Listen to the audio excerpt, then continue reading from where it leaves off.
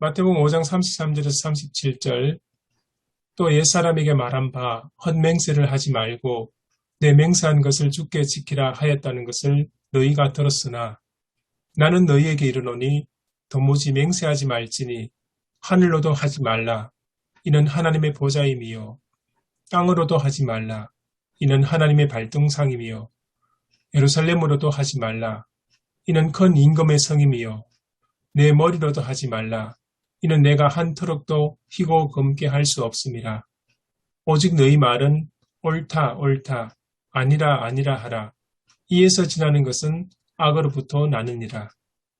아멘.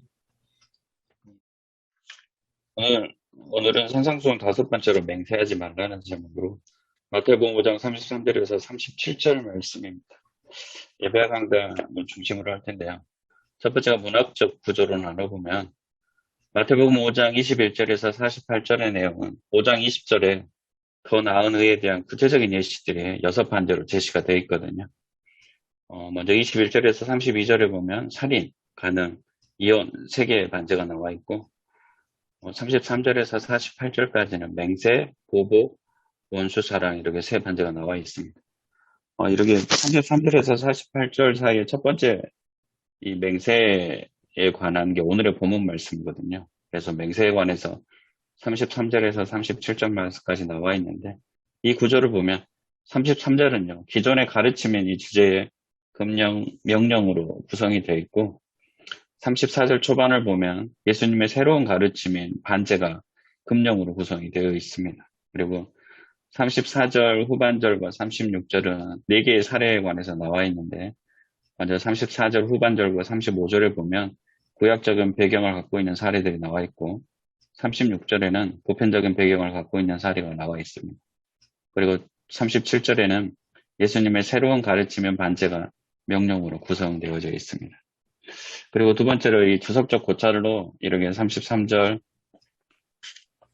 방금 34절 초반부, 34절 후반절과 35절, 36절과 37절로 이렇게 볼 텐데요. 먼저 33절을 보면 너희는 들었다라는 표현이 구약이 낭독될 때와 구약이 해석될 때로 두 가지로 나눠집니다. 그래서 구약이 낭독될 때 그 본문을 들었다는 표현을 보면 이건 구약 본문에 대한 반제라고 이야기할 수 있고요. 또 이 너희는 들었다를 구약이 해석될 때로 해석이 되면 그 해석을 들었을 때 그 본문을 그 해석에 대한 반제로 이야기를 할 수 있습니다. 그리고 또한 거짓 맹세를 하지 말고 내 맹세를 주님께 지켜라 이 말은요. 이웃에 대한 거짓 증언하는 것하고 하나님께 서원이나 서약을 해놓고 지키지 않는 것을 거짓 맹세에 해당된다고 이야기를 하고 있고 또한 하나님께 서원하는 것은 반드시 지켜야 했다라고 구약 성경을 통해서 이야기를 하고 있는데요. 그리고 또한 랍비 유대교는 거짓 맹세하지 말라는 이 금령과 내 하나님 야훼 이름을 망령되게 부르지 말라는 이 금령을 관련지어서 이해를 했습니다. 그래서 야훼 하나님의 이름을 망령되게 부르지 않기 위해서 하늘과 땅과 예루살렘 등으로 그 하나님의 이름을 대신해서 맹세를 하는 모습을 볼 수 있고 34절 초반절에 보면 그러나 나는 너희에게 말한다 라고 나오는데 여기서 나는 나를 강조하는 표현이고 여기서 나는 예수님인데 예수님은 좁게 보면 모세 율법의 새로운 해석자로 봤고 율법을 새롭게 해석하는 모습으로 봤습니다. 그리고 또한 이 예수님을 좀 넓게 보면 새로운 율법의 제정자로 생각을 했고 새로운 율법 조항을 제정하는 그 예수님의 모습을 넓게 보고 있습니다. 그리고 도무지 맹세하지 말라는 말은요. 무조건적이고 절대적인 금령을 이야기하고 있는데 비슷한 본문으로 야고보서 5장 12절을 이야기하고 있습니다.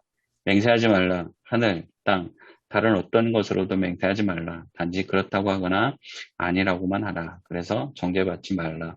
이 야고보서 5장 12절이 비슷한 본문으로 이야기를 하고 있습니다. 34절 후반절과 35절을 보면 이 유대인들은 맹세를 하는데 하나님으로 맹세하는 대신에 하늘과 땅과 예루살렘 등으로 맹세하는 모습을 볼 수 있습니다. 우리 저번에 예배 강단에서 나와 있었는데 마태가 하나님 대신해서 하늘을 사용하는 것도 이거와 무관하지 않다라고 표현하고 있고요. 예수님은 간접적으로도 맹세하지 말라고 완전히 금지시키고 있는 모습이 나오거든요. 왜냐하면 결국에는 모든 게 하나님과 관련되어 있기 때문에. 또 36절을 보면 내 머리로도 하지 말라. 왜냐하면 내가 한 토록도 희게 하거나 검게 할 수 없기 때문이다. 인간은 나약하고 연약한 존재에 불과하기 때문에 보증인으로 내세워서도 안 된다는 관점에서 맹세를 금지하고 있고요. 또 하나의 관점은 이 너도라는 이 우리죠. 우리가 창조주 하나님의 피조물이라는 겁니다. 그래서 모든 게 결국에는 하나님으로 맹세하는 것과 다르지 않기 때문에 어, 내 머리로도 맹세하지 말라고 이야기하고 있습니다. 37절에 보면 너희의 말은 그렇다, 그렇다, 아니다, 아니다 하라. 그리고 도무지 맹세하지 말라. 이건 어떤 경우에도 맹세하지 말고 그런 경우에는 그렇다고만 하고 아닌 경우에는 아니다고만 하라는 말입니다. 그리고 이것보다 더 관한 것은 악에서 나온다라는 데 되어 있는데 어떤 방식으로든 맹세하는 것은 선이 아니라 악과 깊은 관련이 있다는 의미입니다. 그러면서 해석적 고찰에 관해서 나와 있는데요. 이게 질문을 따로 뽑으려고 했는데 해석적 고찰을 보면 질문들이 이렇게 있더라고요. 그래서 첫 번째, 이 반제는 맹세의 근본적인 의미를 명확하게 밝혀줌으로써 이걸 성취하려고 하는 것인지 아니면 이 맹세하지 말란 이걸 무효화해서 폐지하려고 하는 것인지를 생각해 보고 또 이 반제가 모든 종류의 서원, 서약, 맹세를 금지하는 것인지 아니면 서원, 그렇게 되면 서원기도나 우리가 임직 서약할 때, 법적인 선서를 할 때 이것도 금지를 시키는 건지 아니면 하나님의 이름으로 하는 서원만 금지를 하는 건지 또 참을 참으로 거짓을 거짓으로 확언하는 이 서원도 정말 하지 말라고 하는 건지를 다시 한번 생각해 보는 기회가 됐으면 좋겠고요. 세 번째로 바울은 자신의 말을 보증해 줄 증인으로 하나님을 내세우곤 하는데 이것은 이 반제에 저촉이 되는지 저촉이 되지 않는지 바울이 계속해서 하나님을 증인으로 내세우고 있잖아요. 그래서 그것도 한번 생각해보고 그러면서 예배와 강단에서 마지막에 이렇게 정리를 하고 있더라고요. 이건 다 한꺼번에 써놨는데 당시 유대인들은 종종 맹세를 했는데 사람들을 속이려고 맹세하는 경우도 적지 않았다고 합니다. 우리는 이런 맹세는 절대로 하면 안 됩니다. 하나님의 이름, 하늘, 땅, 예루살렘, 우리의 머리로도 해서는 안 됩니다. 이런 맹세는 악에서 나오는 악한 것이기 때문입니다. 우리의 말은 항상 정직하고 진실해야 합니다. 그래서 우리가 그렇다고 하면 실제로도 그래야 하고 아니라고 하면 실제로도 아니어야 합니다. 그래서 그렇다고 하거나 아니다고 하고 나서 그 말을 보존하기 위해서 또다시 누군가나 무엇인가를 걸고 맹세를 할 필요가 전혀 없어야 합니다. 우리의 말이 이렇게 정직하고 진실하다면 아예 맹세할 필요조차 없어질 것이기 때문입니다. 준비하면서 존 스타트 목사님이 하셨던 그 한 문장으로 제가 정리를 했거든요. 진실한 사람들은 맹세에 의지할 필요가 없다라고 말씀을 해주셔서 이 본문을 보고 그래서 진실한 사람들은 굳이 맹세 안 해도 되잖아요. 꼭 지각하는 사람들이 지각 안 한다고 맹세를 하거든요. 그래서 진실한 사람들은 맹세에 의지할 필요가 없다. 이 문장을 주제로 해서 설교를 준비하면 좋지 않을까라고 준비하면서 생각했습니다.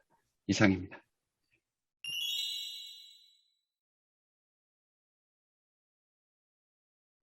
그냥 언뜻 들었을 때는 무효화하고 폐지하는 느낌이거든요. 네. 그리고 아무리 봐도 이게 맹세에 대한 심화라는 생각은 별로 안 들어요. 아무리 읽어도. 그래서 앞에 반제들과 조금 이 분위기 자체가 다르지 않는가. 맹세를 했었던 맹세라고 하는 거는 그 당시에 사람들이 아마도 이제 자기가 가장 신실하고 어떤 하나님 율법을 잘 지킨다고 생각을 하고 맹세가 늘 일상화된 거가 되었지 않나 싶습니다. 지금 교회에서도 자기 진실을 증명하기 위해서 하나님을 두고 맹세한다. 또 이렇게 우리 또 이 복음서의 말씀을 우리가 듣는 사람들은 하나님을 두고 맹세한다 그렇게 얘기를 하지만 그런 얘기를 잘 안 하잖아요. 맹세하지 말라고 그랬으니까. 그래서 하여간 그렇게 하는데 맹세를 악용하는 사례들이 있다는 거죠. 예화가 재밌었습니다. 예화가 재밌었거든요. 재밌었는데, 보통 보면 자기 신실을 얘기하느라고 하나님을 두고 맹세한다. 뭐 이렇게 맹세이기 때문에 그런 것들이 맹세라는 자체가 어떤 나쁜 건 아니고 그걸 악용하는 사례들이 많이 있었다는 거죠. 그러니까 생활 자체하고 달라서 맹세가 늘 어떤 그런 것도 있었지 않겠나. 그렇게 생각이 좀 듭니다. 지금 악용하고 이렇게 맹세에 관련, 그러니까 예에 대해서 말씀해 주셨는데요. 성경책 마태복음 23장 16절에서 21절에 그 예가 좀 나옵니다. 예수님께서 어떤 이야기를 하시냐면, 그 유대인들을 향해서 누구든지 성전으로 맹세하면 아무 일 없거니와 성전의 금으로 맹세하면 지킬지라는 그런 당시의 풍속에 대해서 이야기를 하시는 것 같습니다. 그래서 금이 더 중요하냐, 그 금을 거룩하게 하는 성전이 더 중요하냐, 이런 이야기를 하시고요. 또 이제 그 다음 이야기는 누구든지 제단으로 맹세하면 아무 일 없거니와 그 위에 있는 예물로 맹세하면 지킬지라. 유대인들의 그 당시 이제 관습이라고 할까요? 그걸 비판하시면서 예물이 중요하냐, 그걸 거룩하게 하는 제단이 중요하냐, 이런 이야기. 그러니까 맹세를 지킬 건지 맹세를 안 지켜도 되는 요 경기가 교묘하게 애매한, 아니면 교묘하게 이렇게 좀 바꾸는 그런 당시에 이제 관습이나 유대인들에게 행태에 대해서 예수님이 하셨던 이 본문이 있습니다. 그렇게 보면 이제 맹세가 당시에 어떤 식으로 많이 활용되는지 조금 엿볼 수 있을 것 같습니다. 근데 이 산상수훈이 예수님이 실제로 제자들을 불러 모아놓고 이렇게 쭉 이어서 5장부터 7장까지 과연 이렇게 오늘 본문에 나온 대로 쭉 말씀하셨는가? 아니면 마태가 이제 예수님 말씀하신 것을 모아갖고 이렇게 의도적으로 편집해서 이렇게 한 군데 모았는지 모르겠는데 예수님이 쭉 말씀하신 것 같지는 않은 것 같아요. 그래서 그런 의미에서 이 이제 맹세에 대한 말도 어떤 상황이 있었지 않았을까라는 생각도 들어요. 어떤 상황이 있었을 때 하신 말씀인데 그것을 마태가 여기다가 이렇게 모아서 간추려 놓은 그러니까 아까 최영재 목사님 얘기하신 거기에서는 또 예수님이 뭐 도무지 맹세하지 말라는 말하고 또 서로 안 맞잖아요. 어떤 상황별로 다루었던 말씀이 아닐까 이런 생각도 듭니다. 맹세 자체가 필요하지 않다라고 하는 그런 관점에서 한번 본다면, 맹세라고 하는 걸 지킬 수 있는 사람들이 과연 있을까? 그리고 인간의 어떤 그 한계가, 결국 맹세한 것들도 인간의 유한한 존재이기 때문에 지킬 수 없다. 맹세해도 못 지키잖아. 내 상황이 어떻게 보죠. 우리가 5분 후에 오늘 아침에도 뭐 새벽 기도 시간에 잠언의 말씀 가지고 그 말씀 나오는데 결국 우리가 이제 잠시 후에도 알지 못하잖아요. 최근에 사건을 보면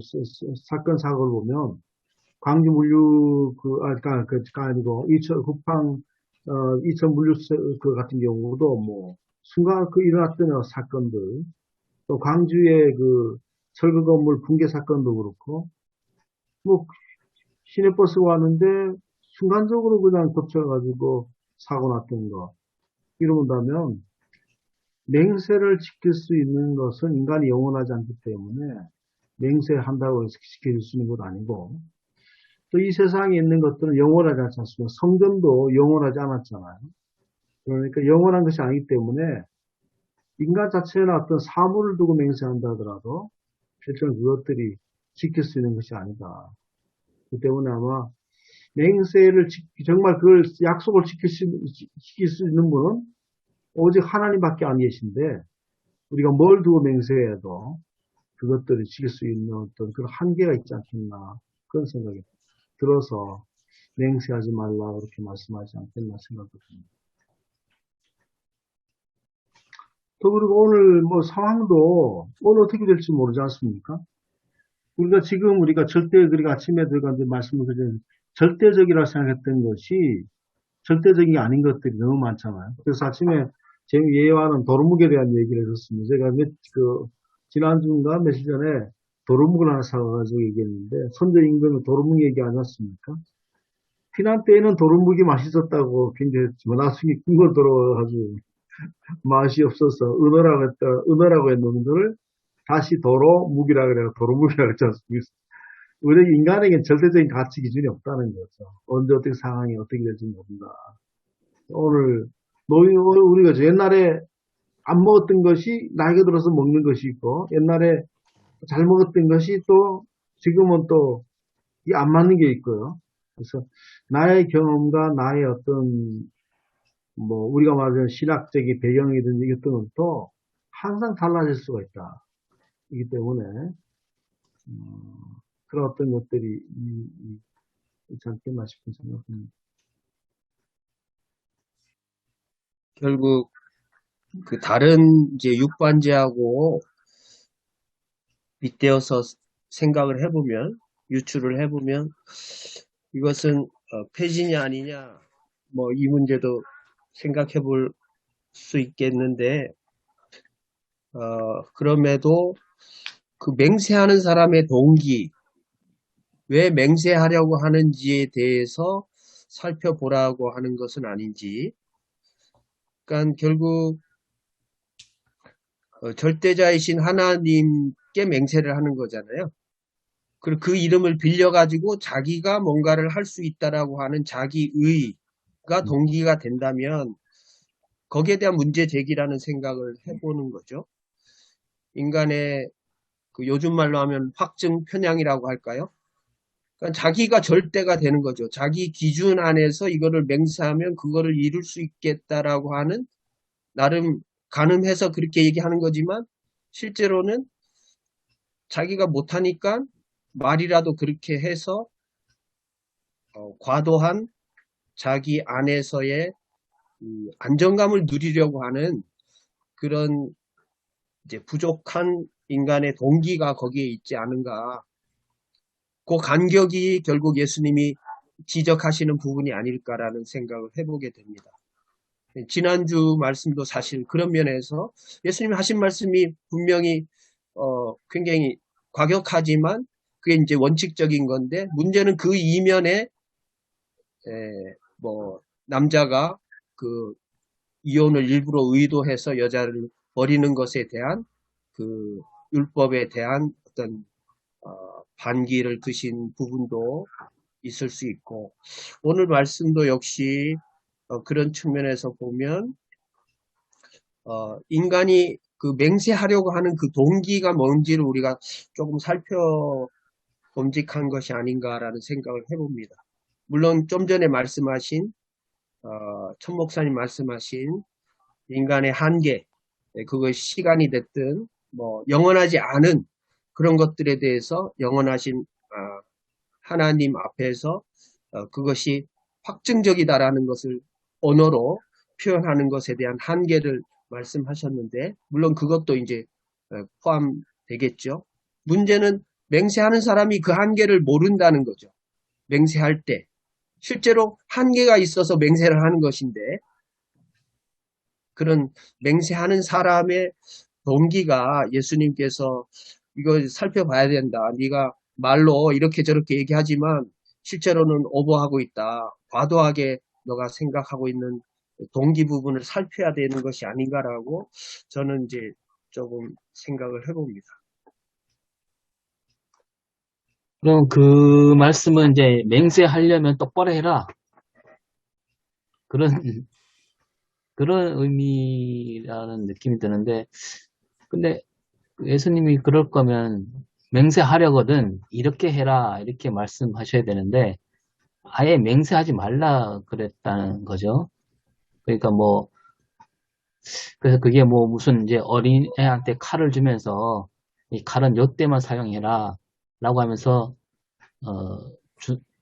줘도 애들은 그렇게 안 하고 다칠 수가 있잖아요. 그래서 아예 그냥 맹세하지 말라 그랬는지. 맹세하는 사람들의 중요 특성은 맹세를 잘 지킬 수 없는 사람이 맹세한다는 거죠. 약속하는 사람들의 특징은 만일 자식들이 뭘 해주겠다. 아버지가 예를 들어 그런 얘기죠. 아버지가 뭐 일에 바빠가지고 뭘 해주지 못했었을 때는 내가 이번에 꼭 너한테 꼭 너가 놀아주겠다. 너가 시간을 보내주겠다. 뭘 해주겠다. 아니면 너가 학교 행사에 꼭 참석하겠다. 결국은 하지 못한 사람이 주로 그런 약속들 하잖아요. 평소에 그걸 해왔던 사람들은 그래왔던 사람들은 그런 게 필요 없지 않습니까? 뭐 약속하고 할 필요, 왜 그렇게 했기 때문에. 그러니까 잘 하지 못한 사람들이 주로 맹세를 많이 남용하지 않습니다. 남발하잖아요. 많이. 그런 것도 있고. 그래서 저는 아까 그것은 김성 목사님 그 얘기도 들으면서 맹세한 사람의 그것들을 잘 들어야겠다. 맹세한 사람들의 얘기를 듣는 사람 입장에서 인간의 한계도 알아야 되고 맹세한 사람의 그 동기가 뭔지도 미리 파악해야 되겠다. 맹세한다고 그 사람이 뭐 다 지키는 건 아니다. 듣는 사람 입장에서 그렇게 생각할 수 있겠다 싶은 생각이 듭니다. 그러면 맹세하는 동기도 선하고 자기의 한계도 알고 그런 다음에는 맹세해도 된다는 얘기로 들어야 되나요? 지금 지금 다음 단계 지금 아까 마지막 결론으로 이상한 목사님 얘기처럼 존 스토트 목사님의 결론으로 지금 아직 가지는 않았다고 그런 이야기가 지금입니다. 그 가기 전까지는 지금 맹세가 어떤 건지 지금 얘기한 중이고 마지막은 이제 결국은 이제 이상한 목사님이 오늘 여기 예배 강단에도 말한 것처럼 그 나머지는 뒷부분에 좀 이야기가 조금 실제로 더 뒷부분의 이야기가 더 중요할 것 같습니다. 그러니까 방금 오 목사님 말씀 듣고 보니까 그 다음 단계는 36절로 가는 것 같습니다. 내가 한 트럭도 희게 할 수도 없고 넘게 할 수도 없다는 것은 인간의 한계성과 유한성을 지적하시면서 어떻게 하든 맹세하지 말라. 그 말씀 아닌가 하는 생각이 예수님께서 이 말씀하셨던 그 첫 번째 옛사람에게 말한 바 헛맹세하지 말고 내 맹세한 것을 주께 지키라 하였다는 것을 너희가 들었으니 이 말씀이 인용하는 근거가 된 게 제가 찾아보니까 레위기 19장 12절 말씀이더라고요. 그러니까 너희는 내 이름으로 거짓 맹세함으로 내 하나님의 이름을 욕되게 하지 말라. 이게 레위기 19장 12절이고 또 관련된 게 시편 50편 14절 감사로 하나님께 제사를 드리며 지존하신 이에게 내 서원을 갚으며 그러니까 이걸 좀 자유롭게 인용해서 이렇게 활용한 것 같은데 그래서 어떻게 생각하면 예수님은 맹세를 악용하는 것에 대해서 경고하고 계신 게 아닌가 그런 생각이 듭니다. 그러니까 맹세 아까 뒤에 우리 예배 강단에도 나오는 것처럼 당시 사람들이 맹세를 할 때, 뭐 서원을 할 때, 또는 서약을 할 때, 어떻게 보면 당연히 지키고 철저하게 책임감 있게 응해야 되는 그런 모습보다는 어떻게 보면 자기 편의대로, 자기 유익대로 그렇게 마음대로 하는 그 맹세에 대해서 경고하시면서 하신 것이 아닌가. 예수님의 이 말씀 배경 뒤쪽에는 그런 관습이나 그런 습관들에 대해서 염두에 두고 하신 것이 아닌가. 그런 생각이 듭니다. 예, 그러니까 그 33절에 옛사람에게 말하면 헛맹세를 하지 말고 맹세한 것은 지키라. 그러니까 이건 이제 구약의 말씀, 아까 최영재 목사님 얘기한 대로 구약에서 하신 말씀인데 이 구약 말씀도 자체로 놓고 보면 헛맹세하면 안 된다. 맹세했으면 반드시 지켜라. 이런 말이잖아요. 네. 근데 이 말만으로도 사실은 맹세를 악용하면 안 된다라는 의미가 다 들어있잖아요. 요 구절만 보더라도. 그러니까 구약 성경에 있는 그 율법, 그거 다른 거 안 덧붙이지 않고 그 말씀만 제대로 들으면 그 맹세를 자기 주제도 모르고 맹세하면 안 된다. 이런 의미가 충분히 들어 있는데, 근데 예수님은 거기다가 그러나 하면서 나는 너에게 이르노니 도무지 맹세하지 말라 이렇게 말씀하셨다는 이 문맥을 봤을 때는 예수님도 똑같이 동어 반복이 아니었다는 거죠. 요것만 본다면 너희는 헛맹세하지 말라 이 뜻이 아니라 뭐 어떤 맹세든지 하지 말라 이런 의미가 더 가깝지 않을까요?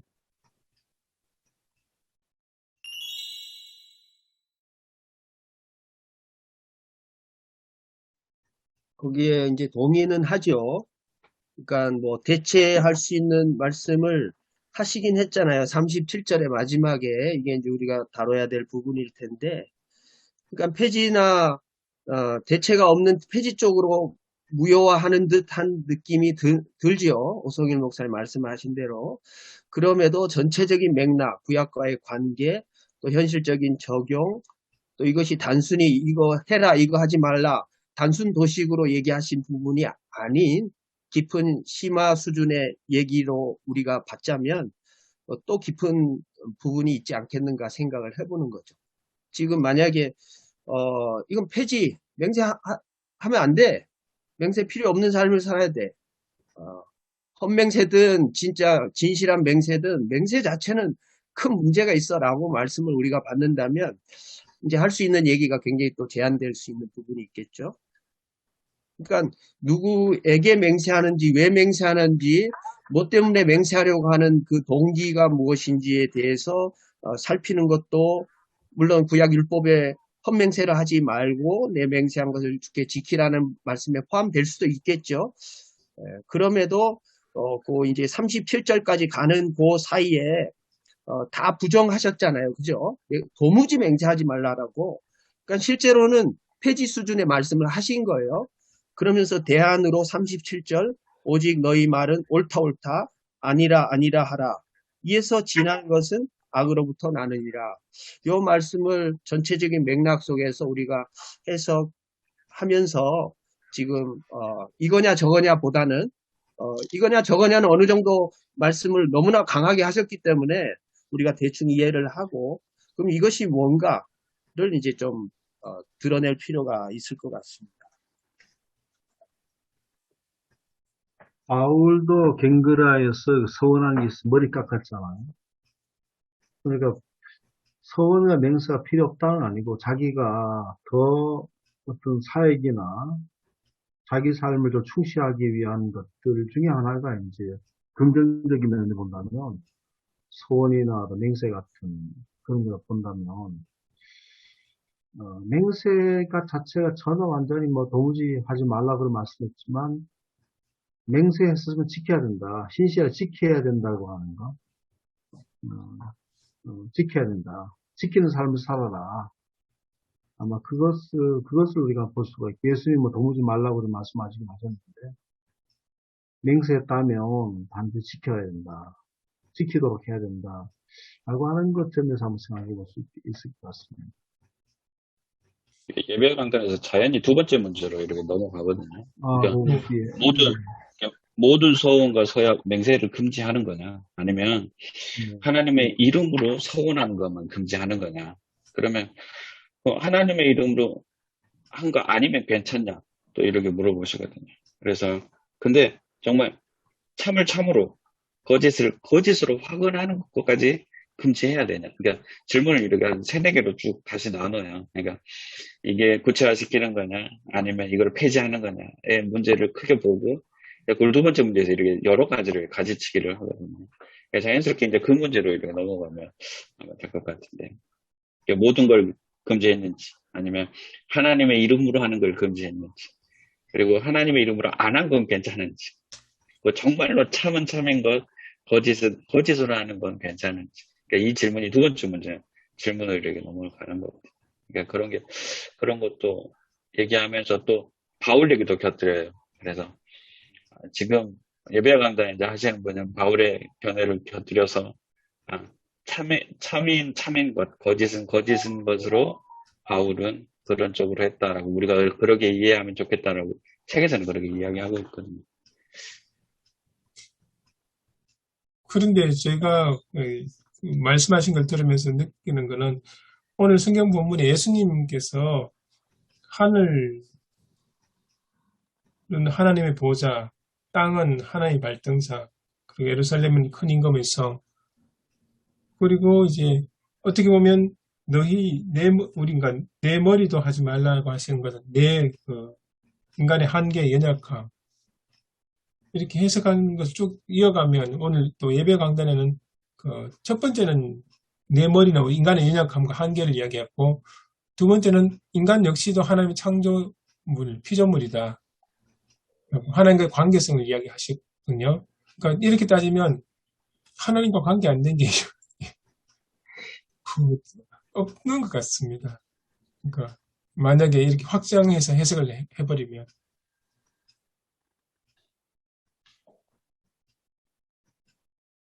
우리가 그러니까 제일 현실적으로 생각하면 여기 나오는 것처럼 임직서약도 하고요. 그죠? 장로 임직할 때 임직서약도 하고 그리고 서원 기도도 하시기도 하고요. 그럼 이게 이걸 이제 교인들은 이렇게 설명을 할 수 있어야 그러니까 할 수 있어야 되는 상황인 것 같습니다. 이런 상황입니다. 그럼 서약이 맹세하지 말라는 얘기 그런 것도 아예 세례할 때도 우리가 하지 않습니까? 서약하잖아. 세례 서약. 예, 세례 문답시가 서약하죠. 그런 걸 아예 하지 말라. 아예 그런 거 하지 말고 해라. 뭐 이런 게 되는데요. 뭐라도 그대로만 얘기한 문자 그대로만 우리가 받아들이면 그런 게 아니라 이제 철학에 충실해라. 약속은 약속이니까 충실해라라고 하는 그런 어떤 그러니까 뭐 현실적으로 그런 것 같은데요. 저는 아무리 생각해도 만약에 이제 우리가 예수님의 이 말씀을 그냥 맹세를 했으면 반드시 지켜야 되고 또 참된 맹세의 삶을 살아야 된다라고 우리가 해석한다면 결국은 우리가 예수님처럼 반제를 쓰는 거 아닌가? 그러니까 너희가 예수님한테 도무지 맹세하지 말라는 말씀을 들었으나 나는 이렇게 말하노니 이 말은 도무지 맹세하지 말란 말이 아니라 인간의 한계를 알고 지킬 수 있는 맹세만 하라. 이렇게 우리가 다시 예수님의 말씀을 이렇게 반제식으로 얘기하는 거 꼴이 돼버리잖아요.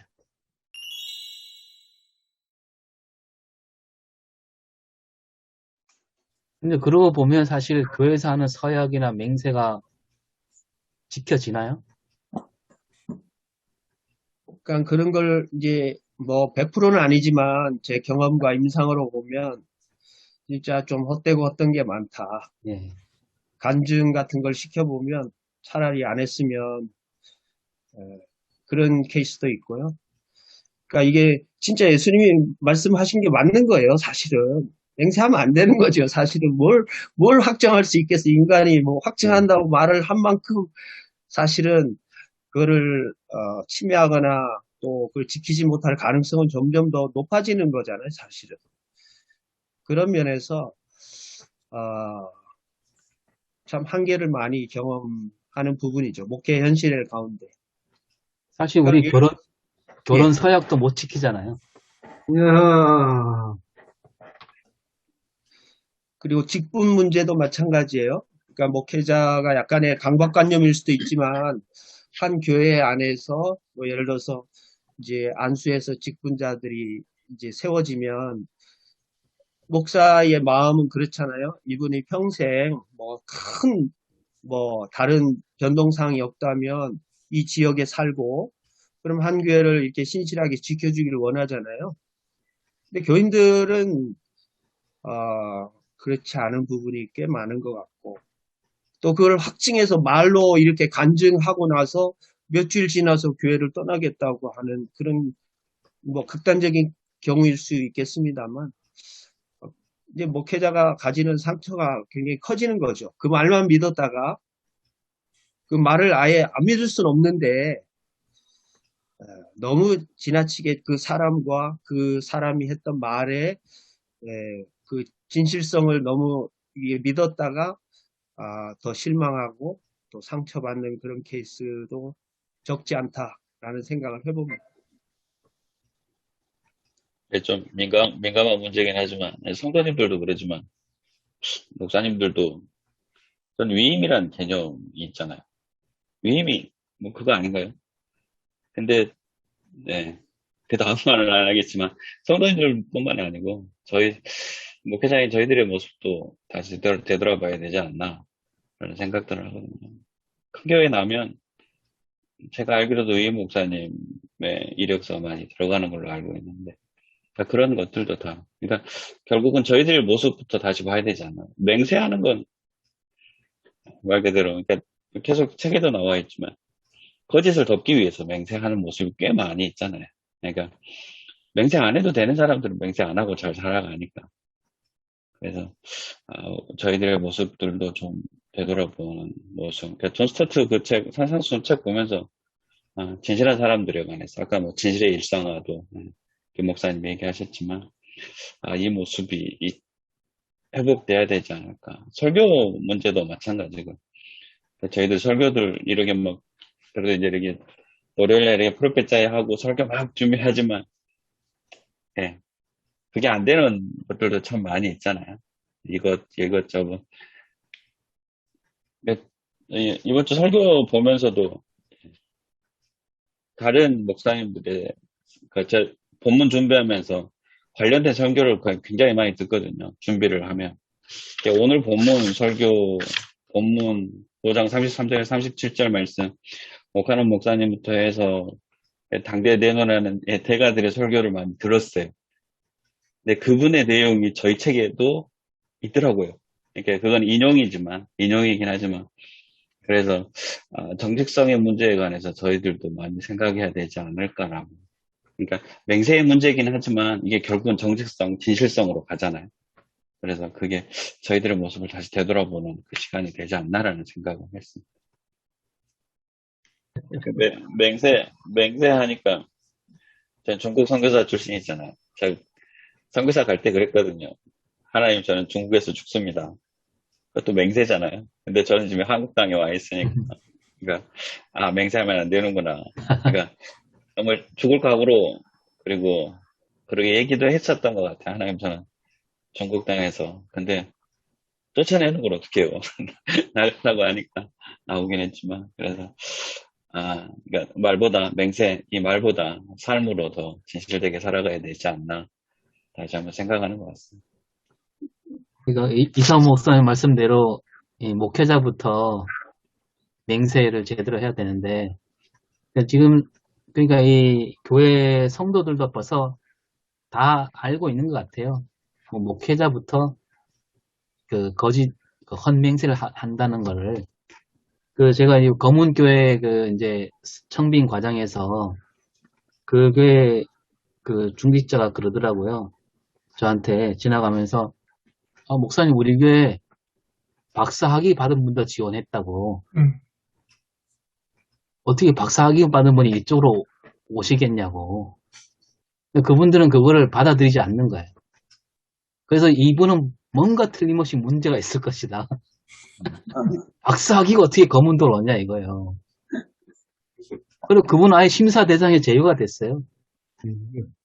네. 그게 우리의 현실을 말해주는 것 같아요.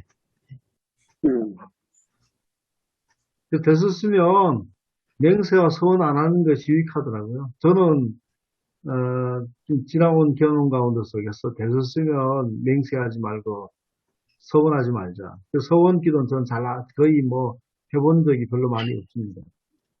그런 예들이 많이 있었으니까 심지어는 그 아이들 중에 그 산업차 학교를 가는 게 있어서 지금 거의 50대 초반에 중반쯤 됐는데요. 한참 막 그냥 10대, 20대에는 뭔가 막 붕괴하면 막 그 교회가 개척교회인데 자기도 할 수 없는 그 건축 헌금을 소원했더라고요. 2, 300만 원인가 뭐 이렇게 소원했었습니다. 나는 못 갚는 거예요. 나중에 목사님한테 가서 목사님 어떻게 해야 돼요? 맹세, 소원, 저걸 했다는 거, 이거를. 뭐죠, 이게? 무슨 헌금이죠? 이래. 그래, 작정. 어떻게 돼? 작정 헌금 300만 하도록 했는데, 300만 할 수 있는 상황이 아니었거든요. 그래가 나중에는 갚아 어떻게 해야 되는데, 어떤 교회 목사님은 목사님이 사한다고, 그렇게 하면서 사해준다고 하더라. 그런 얘기를 하더라. 그랬어요. 참, 좀 곤란한 적이 있었습니다. 그런 일이 있었어. 함부로 작정하거나 함부로 사익해서 안 되겠구나. 그래서, 그 전부터 그렇지만, 여행사나 사익하는 거 하지 말아야 되겠다. 그런 생각을 했고, 또 학생들한테 저스도 뭐 해주겠다. 다음에는 뭐 하겠다. 그러는데, 실제로는 잘 해주지 못한 그런 마음이 있어가지고, 뭘 해주겠다고 자꾸 약속을 하게 되더라고요.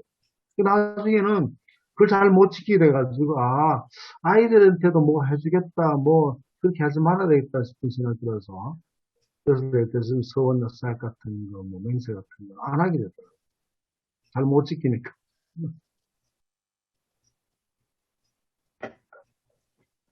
저도 아주 젊을 때 패기를 가지고 장신대에 뼈를 묻겠다 이렇게 이제 얘기를 했는데 지금 생각해 보면 장신대 묘지가 없잖아요. 요즘 그러니까 거짓의 경중도 있고 또 진실한 마음으로 또 잘하겠다고 다짐의 어떤 경중도 있는데 어쨌든 정말 신중하게 해야 될 것 같고 또 자기 주제 파악을 해야 될 것 같아요. 결국 주제 파악이 안 되니까 그냥 말로라도 이렇게 그 상황을 모면하려고 하는 그렇게 해서 자기 만족을 추구하려고 하는 결국 자기 의에 대한 비판이 여기에 있는 것이 아닌가 이 말씀 가운데 그런 생각을 해봅니다. 초기에 그 아나니아 삽비라 사건이 굉장히 성령 공동체에 어떻게 저런 일이 생겼을까 좀 그렇지 않습니까? 그러니까 그런 일들이 이제 산사수원이 공동체에 주신 말씀이라고 이제 가정한다면 그런 일이 있으면 그런 사건들이 이제 일어날 수 있다는 거죠. 그러니까 에덴 동산의 시작도 그 인간이 추방당한 시작도 사실 이것과 연관시킬 수가 있겠죠. 말에 대한 부분이고요. 그렇죠. 하나님의 말씀을 이렇게 변개시키고 또 자기 입장에서 과도하게 이제 오버한 부분들이 있죠. 예, 그렇습니다.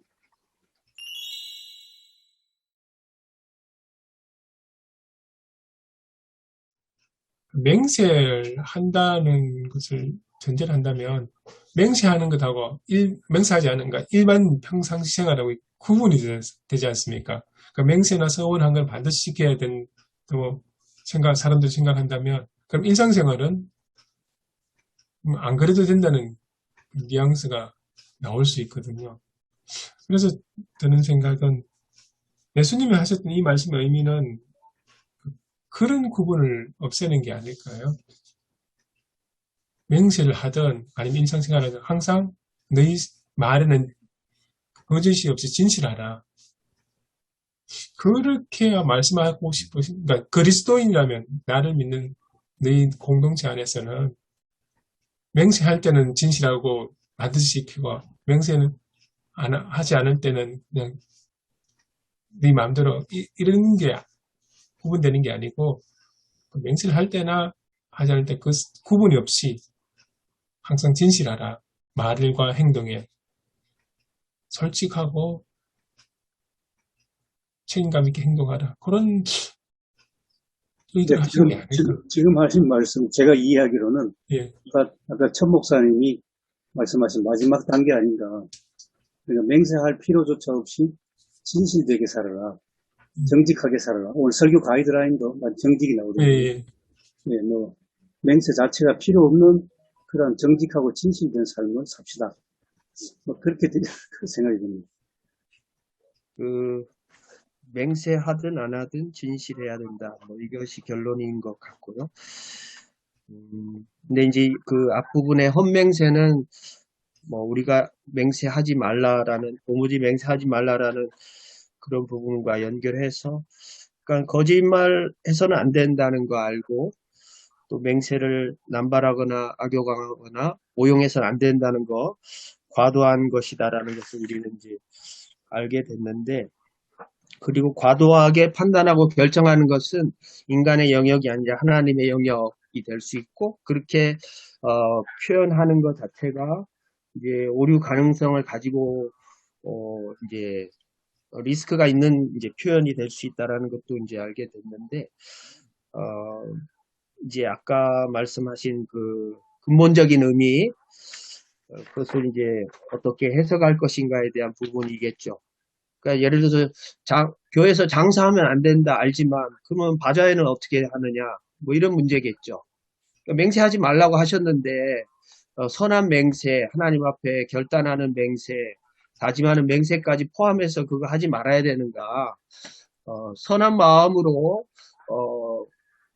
내게 결정권은 없지만 하나님께 위탁하는 이런 이제 서원이나 뭐 서약이나 문답까지 이것을 제한한 것인가?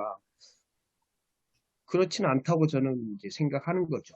그런 의미에서 이제 폐지나 대체라기보다는 심화 수준에서 정말 본질이 뭔가 결국 진실의 일상화라고 해야 되나요?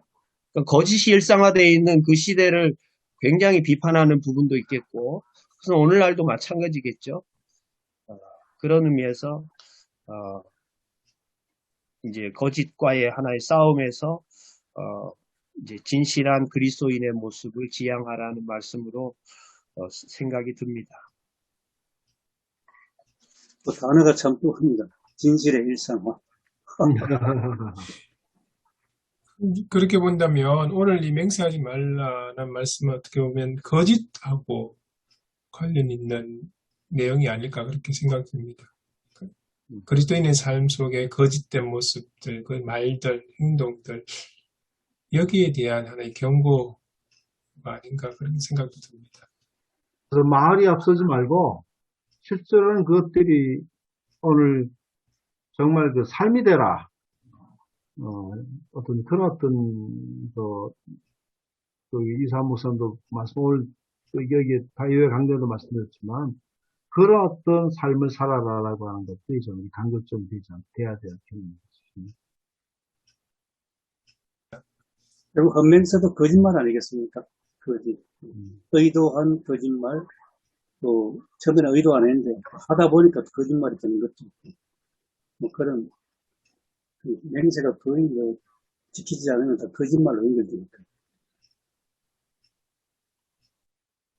그리고 오늘 우리 교회 안에서 벌어지는 모든 서약식이나 이런 서원 이런 것들이 사실은 벌써 우리한테도 어떤 그 의례적인 행사로 이미 이제 들어와 있다라고 생각할 때 그런 의미로 예수님 말씀을 잘 받들어야 될 것 같습니다. 맞습니다. 세겠던 그거가 똑같은 것 같아요. 진실한 사람들은 맹세에 의지 않고 진실된 삶을 살아간다. 그렇게 정리를 할 수 있을 것 같습니다. 예, 손영호 목사님 생각나네요. 뭐, 이제 네거티브한 것만 얘기했는데, 1950년 9월 달에 손 목사님이 결국 인민군들에게, 제가 알기로 인민군들에게 총에 희생당하셨는데, 그 전에 애영원 교인들이 목사님 타고 가실 배를 마련해가지고 타고 가시라고. 그런데 손 목사님이 안 하겠다고 하지. 내가 어떻게 양떼를 놔두고 가겠냐. 놔두고 간다는 것은 결국 버린다는 것인데 나는 그렇게 안 한다, 못 한다 하고 결국 이제 죽음의 길을 선택하셨다는 것은 꼭 이분이 죽기까지 한 그런 맹세는 안 하셨겠지만은 평소에 얼마나 참 진지하게 맹세를 하시면서 사셨는가 하는 것도 그것도 우리가 생각할 부분이 있습니다.